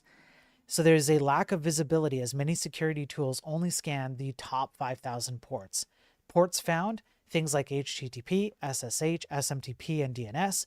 So essentially what this means for you is if a enemy actor wants to attack our energy grid, they can absolutely do so with great ease. There were 304 vulnerable services on non-standard ports, including 21 vulnerabilities known to be exploited in the wild. So now you tie this in to what the technocratic movement is doing in the United States, because it's happening, and you have AI data centers and AI power centers. It's mostly the power centers in this case, on existing power energy grids, who have massive amounts of vulnerabilities. The ability for an enemy nation to infiltrate our energy grid in the US is super easy. It's super easy. 304 vulnerable services on non-standard ports, and that's because a lot of these security tools only scan for known ports and known vulnerabilities. They don't look at non-standard stuff, which is really easy to look at, by the way. It's actually not that hard. But what will happen is as an energy company will use a standardized tool that will only look at the standardized, let's say, openings security openings. And they won't look at non-standardized security openings, which again is easy to look at. It's not hard to look at. So you tie this in with America going all in on AI and power centers and so on. And what you have is something that's ripe for not only destroying your life, because that's what technocracy will ultimately do, but it's also a way for other nations to get access to everything that they need to get access to and wreak havoc. And again, I'm just going to say this again. Okay, I love my life. All right. If you're paying attention, there is something in America you can do about this. And in fact, your savior from all this might come from a source you least expect. Might come from a source you least expect. Yes, don't go into high bills. That's right.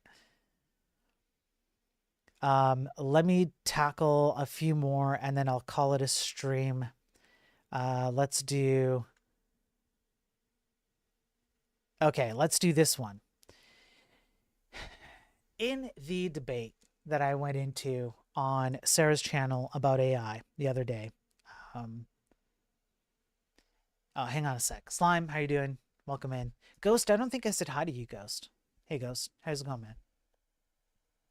Hello, everybody.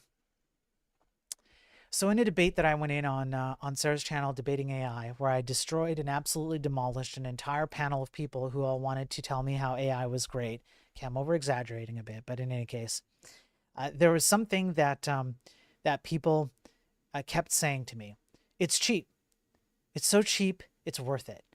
Everything is cheap or free. Using these things is cheap or free. Is it? Tokens are getting more expensive. Language models will get cheaper by 10x, will not save AI subscriptions from the short squeeze. So no, nothing about this is free. In fact, everything about this is expensive. Yeah. Thank you, Ghost. I appreciate that. I tried my best. I genuinely did try my best. So here's an example. Models will get 10x cheaper. We'll have 90% margins. Token volume increases 10,000x. Token volume increases 10,000x. So here's essentially what's happening. Yeah, Jason Cass. Their ignorance was disheartening. I want you to understand the economics behind this, and you don't have to be a nerdy person to understand this. Tokens are what you pay for. Every time that there's a token, it's like when you type in a word, when you type in a prompt, that's what I meant to say. All of your words get turned into what's called a token.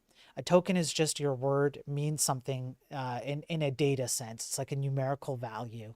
And the LLM will take that numerical value, which represents your words, and then it will take other tokens and it will just smash things together and then give you a response, which is yet again more tokens. So all of this language stuff is all words as tokens. Just try and think about it that way.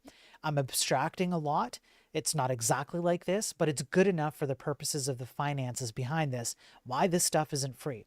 So when you open up ChatGPT and it asks you for $20 a month, you might think that that's cheap, right? And so we had a bunch of idiots on there, particularly one leftist person who was quite clearly not a Kevin, and or a Kevin, I don't know, I don't even know anymore, and was saying something like, this stuff will generate 10 seconds of video for me and it's free, like this stuff is free. And I hear that on comments on my YouTube videos, people comment that, yeah, but it's free, it's capitalism, baby, it's free, or 20 bucks a month. For 20 bucks a month, the output of these things is way more valuable than the 20 bucks a month I get. So of course the cost benefit analysis for me is worth it. You guys are so wrong. It's not even funny how wrong you are. So this article goes over exactly that.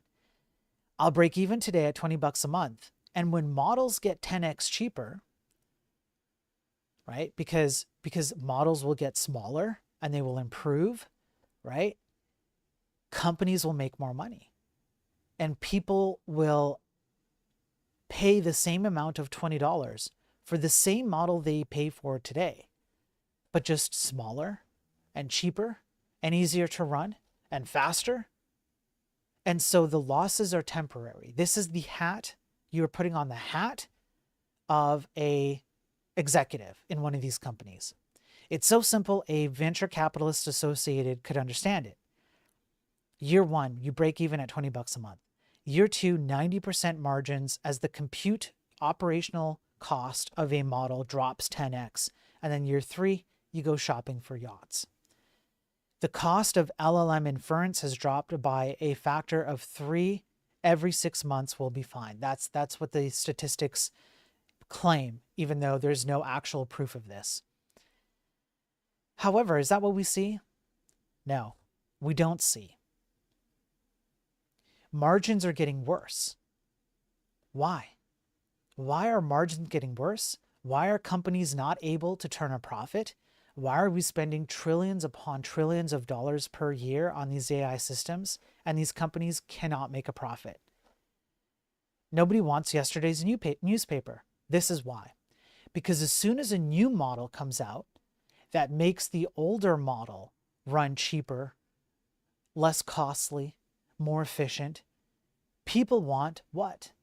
They want the new model overwhelmingly. Some people don't. You see this happen. Some people don't because they appreciate the way that the older model talks to them, whispers sweet nothings into their ears, transmits the nice electromagnetic frequencies that resonate, across the earth, with the ley lines and all of that stuff. It's locked in, and so they go to the older model for particular reasons. But most people don't want to pay $20 a month for an old model because that feels like you're getting scammed, right? Why am I paying the same price for an older model? You didn't reduce my price per month when you're now making it the older model. All you did was keep the same price point and make me pay for that for a new model and an old model.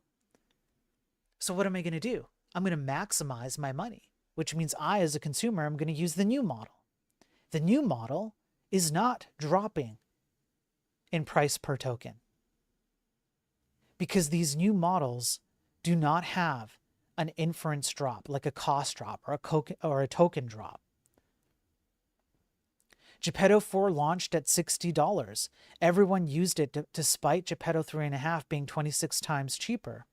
Claude 3 Opus launched at $60. People switched despite Geppetto 4 getting price cut. The 10x cost reduction is real, but only for models that might as well be running on a Commodore 64, which nobody wants to use. If these models were good enough, you wouldn't even need the newer models. You can see that there's a logical inference here, which is, why would you even need a newer model if these older models are good enough? Just stick to that and greatly reduce their cost and make a bunch of money. So it even gives this example. Cars are so much cheaper now, as you point to the 1995 Honda Civic. Yeah, that car is cheaper, but a 2025 Toyota Camry MSRP is at $30K. And the models themselves, they're not actually less expensive in the way that you think they are. As they become better, and you do something like deep research, you're going to be spending something like, it gives an example. Deep research will spend 3 minutes planning, 20 minutes reading, another 5 minutes rewriting a report for you, while O3 will just run for 20 minutes to answer hello there.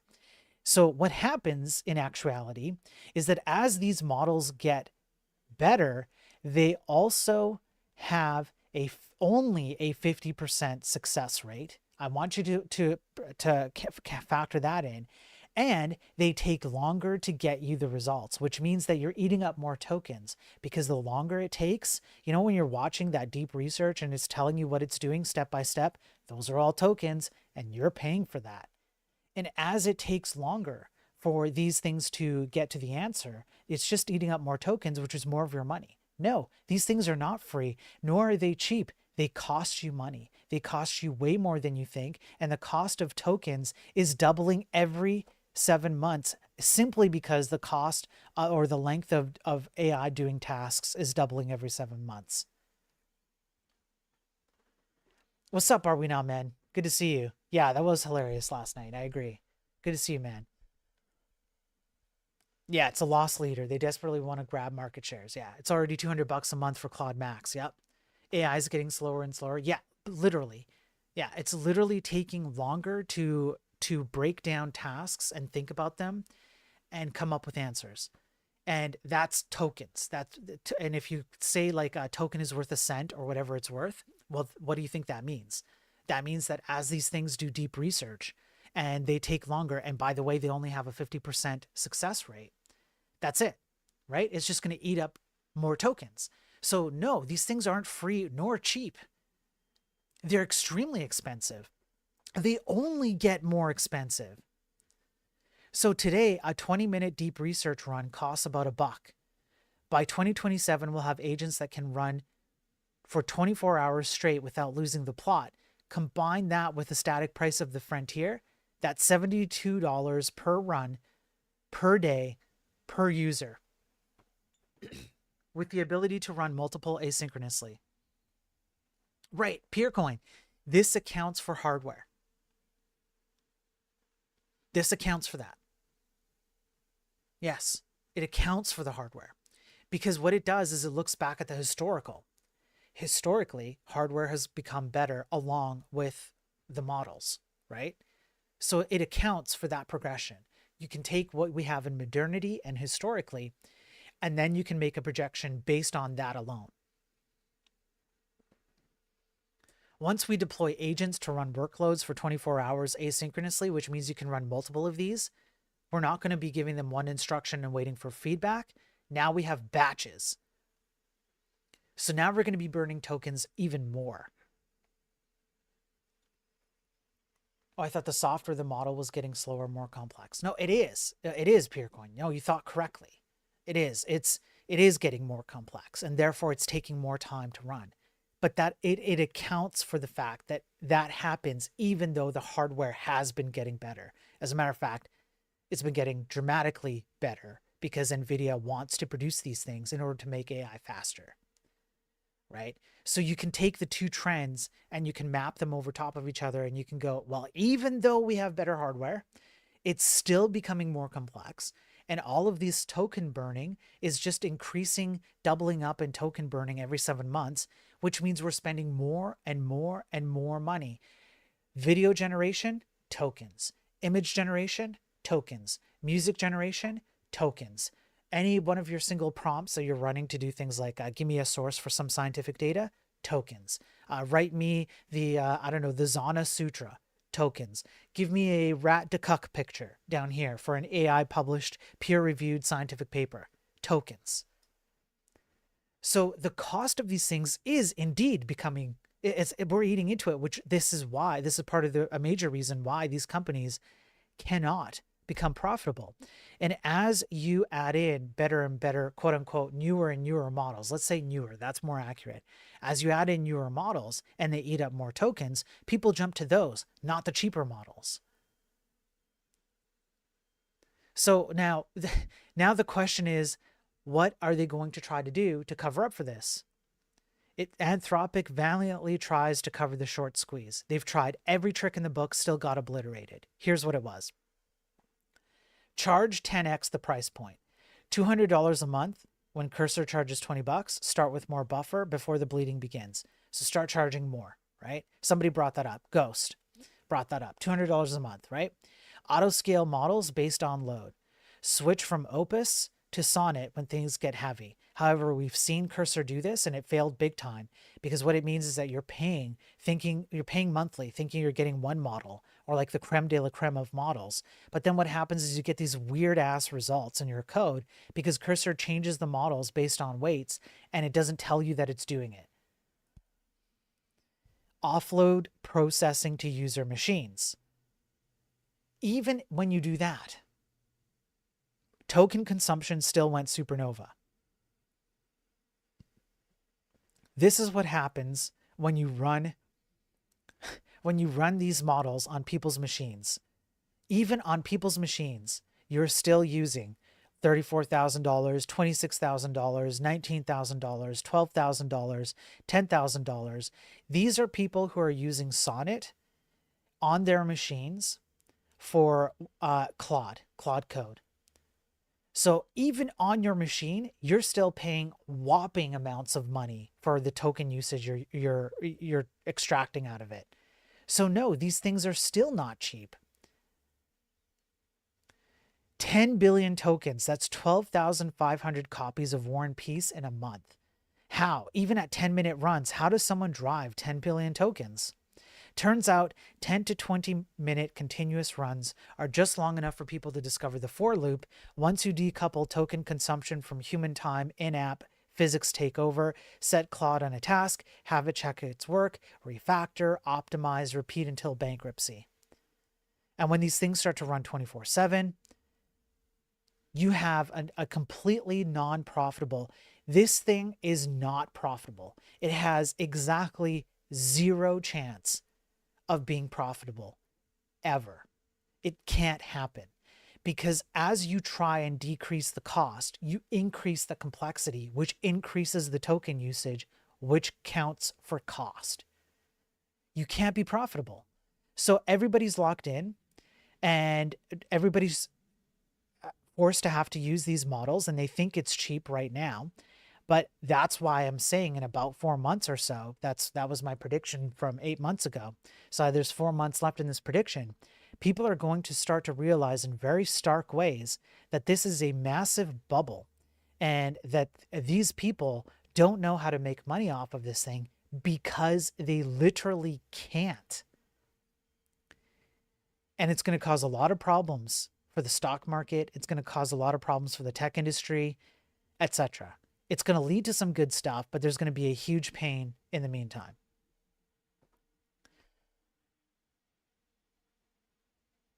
So there you go. Some financial aspects I wanted to get on record about what these things cost. Let me see. Do I have lots more, but well, here, let's do another one. It's directly related. Let's do this one real quickly. We have this one. The hidden mathematics of AI, why your GPU bills don't add up, why AI's cloud economics don't add up. There's a calculation that every AI executive should know by heart, but most have never done. An on-premises GPU server, graphics server, costs roughly the same as 6 to 9 months of renting equivalent cloud capacity. Given that hardware typically runs for 3 to 5 years, the mathematics are stark. Yet somehow this isn't common knowledge in boardrooms making million-pound infrastructure decisions. The issue stems from a fundamental mismatch between how we think about AI costs and how they actually accumulate. The operational expenditure over capital expenditure model feels intuitive when you pay as you go, scale as needed, and avoid big upfront commitments. However, renting a single NVIDIA H100 GPU instance from a hyperscaler cloud provider can cost around $8 an hour, or over $5,500 per month. Over 12 months, that's upwards of $65,000. And I want you to note that it costs $33,000 to purchase one H100, which means in the course of a month, running one H100 in the course of a year, running one H100 over the course of a year, you have now paid for that H100 twice. By contrast, purchasing equivalent hardware outright might cost around $30,000 to $35,000 with 3 to 5 years of usable life. Add power, cooling, and maintenance, and you still come out ahead after just 6 to 9 months of usage. Plus, you own the hardware, so you don't have to return it after 12 months. But the pricing hierarchy is more complex than it appears. While neo-cloud providers like FluidStack offer H100s at that $2 an hour rate, hyperscalers charge closer to $8 an hour, making the on-premises case even stronger. The real-world comparison gets harder to ignore when you consider actual deployments. 8 of these H100 systems from Dell or Supermicro cost around $250,000 versus $825,000 for 3 years of the equivalent capacity in the cloud. NVIDIA carries a punishing 50 to 100% markup on these prices. However, you also have additional costs. What are the additional costs? Training runs. Most cloud providers only guarantee access to large GPU clusters if you reserve capacity for a year or more. If your training only needs 2 weeks, you're still paying for the other 50. Meanwhile, inference demands create their own mathematical puzzle, like tokens, which we just covered. They fluctuate, they're unpredictable, right? And they're constantly increasing. Elasticity. What's elastic is the servers. Elasticity means that you can fluctuate the kinds of servers you can run these AI models on. That's fine. But what you can't do is elasticize the version of the AI system that you need to run. You can't always confirm, or you can't always have particular AI models run on particular hardware simply because they can't. Which means now you're out of luck if you want to put in a new model and it will not operate on the hardware that you're leasing out from a company. And then it goes even further. You have data migration issues, so now you're paying for bandwidth. You have downtime. You have the impact to performance as data transfer has to take gigabytes upon gigabytes, sometimes terabytes of data. You have to have compliance upgrades. You have to tackle performance issues. You have to re-optimize. You have to revalidate. Then you have infrastructure like code, internal enterprise infrastructure, missing windows because you didn't get an update, out fast enough because there's a burden to running these things. You also have the operations of the people who have to have the expertise, go in and actually make the changes, understand what changes to make, plug in additional Python code, all of this stuff. These are costs that are hidden from you as you pay that $20 a month. But these are costs that these companies are having to foot the bill on. So no, you don't get a free lunch. You get an extremely expensive soup. And it's called chicken soup, and it's just chickens crapping out diarrhea-filled shit in bowls, and that's what you pay for, in spades.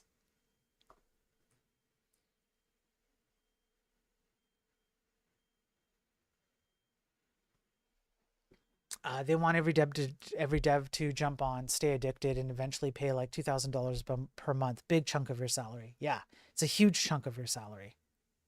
Yeah. And then for the leftists, I think I'll end on this one. Yeah, I'll end on this one.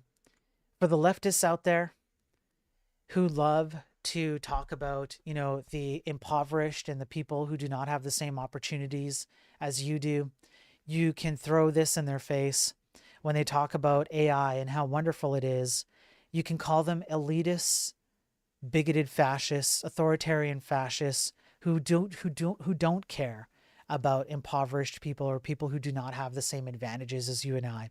And you can do so using this. A ChatGPT Pro subscription costs 38.6 months of income in low-income countries. That's right. So all these people, these leftists, who love to defend AI and how cheap it is and how free everything is when it's not, well, how about you step up for the people in countries who can't afford this crap? And who have to pay, how much was it? 38.6 months of their income to get access to the same stuff that you claim is so efficient and valuable and life-changing to you. How about them? So all it's going to do is provide more privilege, more intersectionality. It's going to be more divisive. It's going to create more borders for leftists who claim that they're against these things, but espouse all the positives of AI. Sure.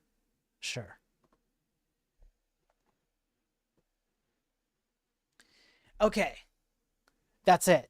Those are the articles I wanted to go over today. That was the Tech Bytes for today. So here's the plan. Let me make sure I've got this up. Okay, here's the plan. If you guys want me to, I was going to. Okay, well, first let me say this. Tomorrow I'm going to be back. I'm going to have Delaney on from Datastar. If you've been around for a while, you know who he is. He's been on a couple of times.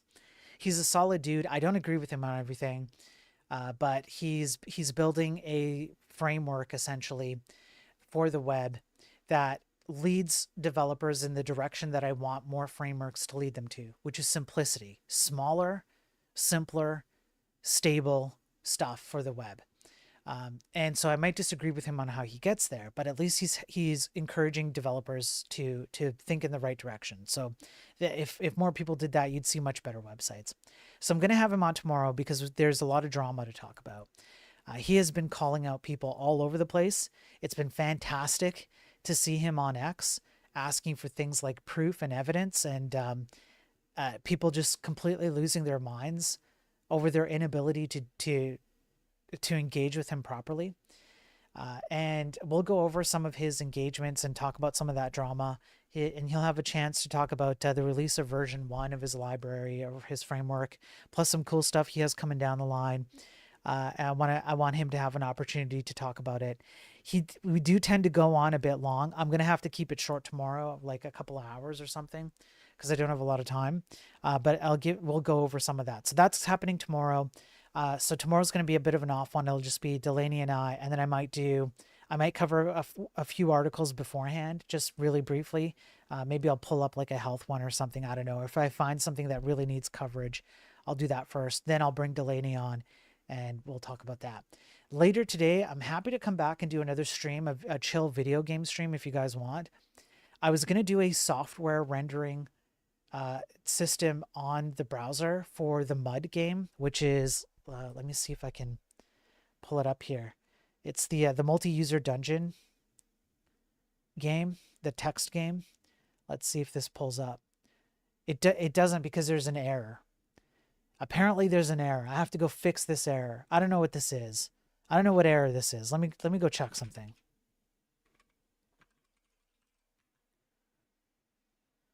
I mean, it's working here, so I don't know. I'll have to fix that. It is working here though. So this is a text-based adventure game. You come in here and you can play with other people on stream, and or just offline, whatever. So I want to create some software-based, CPU-based rendering, graphics rendering for some of the graphics in the game. And then we're going to start merging the way that this kind of thing works with the boat ship chess game that I'm building. We're going to start pulling it all together, and it's going to start becoming the multiplayer version of that game. And then it's just going to start melding. All of these features are going to start melding together. We're going to expand on the game, expand on the art and the story and all of that. So if you guys want me to do that, just let me know on Discord or shout me out. I might do that in a little bit. But yeah, that's kind of the plan for the next 24 hours or so in terms of streaming. Maybe I'll pop up on a panel or something if there's one today. I have no idea if there is one. Might pop up for a little bit and talk to some people. Trying to think what else. I don't know. I think that's it. I think that's it, folks. I think that's all I got for today. So thanks everybody for being here. I appreciate it. You guys are awesome. I appreciate all the support, especially recently coming out and showing up on people's streams and talking about this stuff, and having you guys come back and watch this boring stuff. But I promise you, I'm going to be looking into some fun stuff. You guys have been sending me messages. There's more to talk about on Technocracy. There's more I want to cover with Palantir. There's more about a particular island I want to cover. There's a lot of threads to pull on. There's more data that I want to have on the backlog.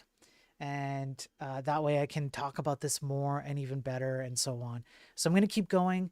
I appreciate all the support. Consider tipping. You can type in !tip on any of the chats. It's all one word.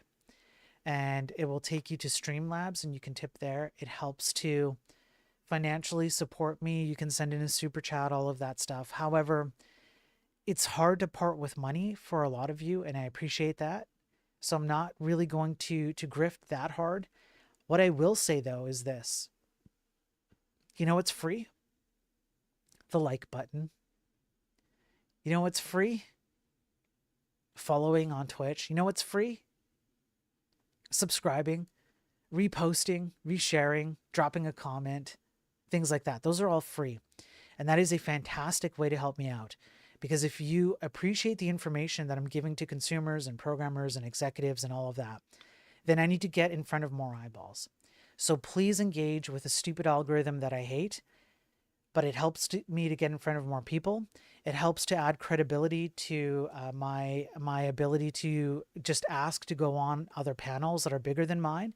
If you think there's somebody I should reach out to go onto their panel to talk about this stuff with, please let me know or advocate on my behalf. I'm happy to go on. It's time to come out swinging with this information. I've spent 1.5 years building it, and it's now ready to go. So help me out with that. Help me out with the engagement. It's on the free stuff. It's all free. I do ask you to do that. It helps out a lot. Otherwise, that's it. That's it for this stream. You're free. That's right, Crispy. You're free. Are you free, Crispy? Now, you know what? You're not free. What are we talking about? You're not free. You're expensive. There's always a cost to you, Crispy. Thanks, Glacky. Yeah. Okay, everybody enjoy your Sunday. I will do another notification on Discord if I pop in for a video game stream, for a coding stream. You'll get a notification. Otherwise, I'll see you when I see you, probably tomorrow, if nothing else. And have a good Sunday. Thanks for being here again. Peace out. I'm going to do my typical outro now.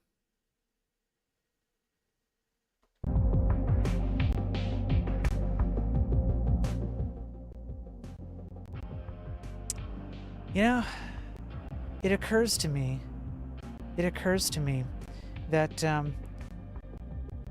the amount of tokens being generated by these AI systems is directly equivalent to the amount of people who suck in chat. And the amount of people in chat who suck, well, it's all of you. So let me list all of you, except for Laughly. Laughly gets a pass today. So let me go over all the people in chat who suck. And you are directly the cause of why tokens cost more in AI. Steelman, you suck. I'm sorry, but you suck. Nobody gets a pass from this. Jason Castle, you suck. Crispy, you suck. Glacky, you suck. Ghost, you suck. Pier, you suck. Are We Not Men, you suck. Ross, you suck. Who else do we got here? Evil Eye, you suck. Slime, you suck. Allergen TMX, you suck. Vamp, you suck. Let's keep going. Frozen, you suck. You know what, Ross? You know what? Just because I'm feeling it, Ross, you suck twice today. All right? You suck twice today. Restream, you suck. Streamlabs, you suck. Specious TMX, you suck. 3D Code Warrior, you suck. Laughing Panda, you suck. UPFNC, you suck. Still, Laughly is a pass, right? Slowboy Whiteboard, you suck. From Bumbly, you suck. AH, you suck. Com.B, you suck. Let me see who else. D-Dapper, you suck. Pure Ambrosia doesn't suck. Pure Ambrosia gets a pass too. Okay, some of you get a pass. All right, some of you get a pass. It's okay.